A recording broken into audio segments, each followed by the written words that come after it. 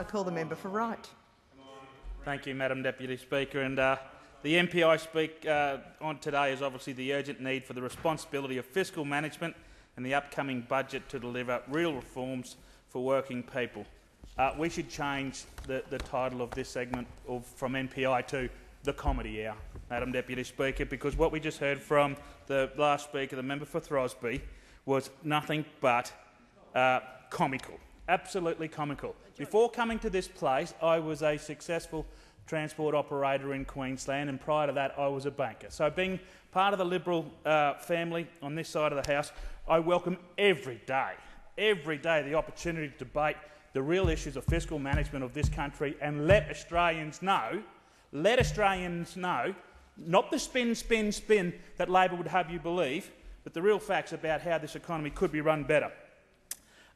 First, before I speak about a couple of things, I want to just pick up one of the points that was made by the member for Shifley about Australia's AAA credit rating, because I think that's interesting for people to get their head around. Why is it that we have a AAA credit rating at the moment? Why is it? Because when we've got record debt, enormous deficits, but yet when we were in government, we had, yes, money in the bank, and no debt. So why is it that we would not have been in a stronger position when we had money in the bank and no debt, and today a heap of debt and no capacity to repay it? Why is it that we have a better credit rating today than we had then? Because, Madam Deputy Speaker, I'll tell you why. Standard & Poor's and Moody's, what they have is what a thing is called comparative credit ratings. So as Australia is compared to its placing in the rest of the world, and as the major economies of this globe have softened, they've basically gone to hell in a handbasket, Madam Deputy Speaker. As they have softened, it has increased the trajectory of Australians. So that's why we have a AAA credit rating, and I can assure you that the false hypnotic phrases that come out of this government with reference to their fiscal management are a joke. I'd also like to bring your attention, Madam Deputy Speaker, to the Madam for Shifley's comments earlier this week that they will have the fastest fiscal consolidation in 4 decades. But see, that's all this government can do. All they can do is talk about what is going to happen, the old gunner, what we will do. They can't talk about their track record because their track record is pretty ordinary. And I will get to the amount of deficits because I know the member for Throsby is interested to know some of the records that his government has been in charge of, and that is record debt and record deficits. But when it comes to the fastest fiscal consolidation, I just want to break down for you what fiscal consolidation is. It's the capacity for a government to pay back debt. So, with reference to Labor and its out-of-control spending, one can draw an analogy that their fastest fiscal consolidation that may happen sometime in the future is similar to a contestant going on The Biggest Loser but jamming 50 kilos on before he goes on the show in order to rip it off quicker. A fiscal consolidation from Labor is only as a result of this enormous amount of blowout in their spending. But anyway, let's talk about the suggestions that we will have the capacity to make these changes, or we will have the capacity to put a surplus on down the track. So in order to understand someone's capacity, to be able to, and integrity, to be able to take them at their face value, we need to go back and have a look at their track record of forecasting. So if we go back to just over 12 months ago, and we go to our MyEFO books. Now, MyEFO, for those people that are here in the gallery, stands for Mid-Year Economic Forecast. These guys should get a copy of it from time to time. The member for Wright will resume his seat. The member for Throsby, on a point of order. The member for Wright should address his comments through the chair. The member for Wright should address his comments through the chair because I don't think I am doing those things, and the use of the word "you" is not accepted, and I think by now all new members should be aware of that. The member for Wright has the call. Thank you, Madam Deputy Speaker, and I can understand full-heartedly why the member for Throsby would feel a little ruffled with the comments that he's hearing at the moment.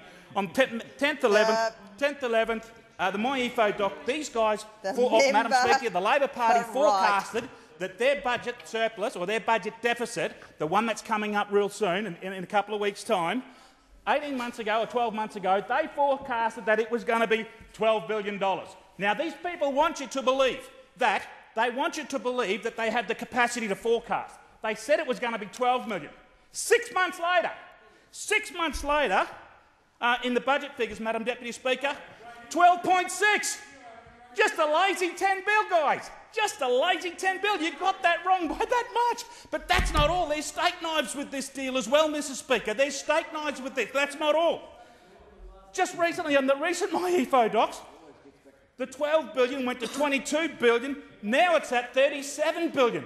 So this is the capacity of a government who wants to stand on a stage and talk about fiscal responsibility when it comes in a period of not only just over 12 months, cannot hit the side of a barn when it comes to forecasting deficits, Madam Deputy Speaker.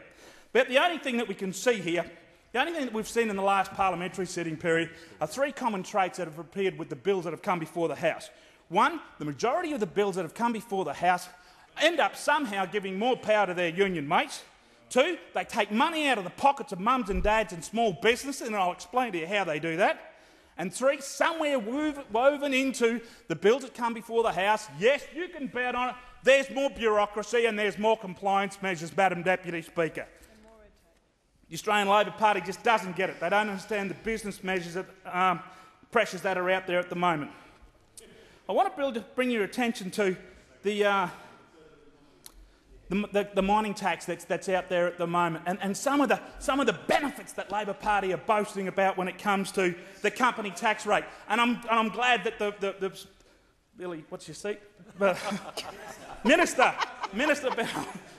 I'm glad the minister's in the House to hear these comments, because the company tax rate, Madam Deputy Speaker, under the mine is going to go from 30% to 29%, a 1% decrease, and we take a bit of heat over opposing it, and I want to share with you why.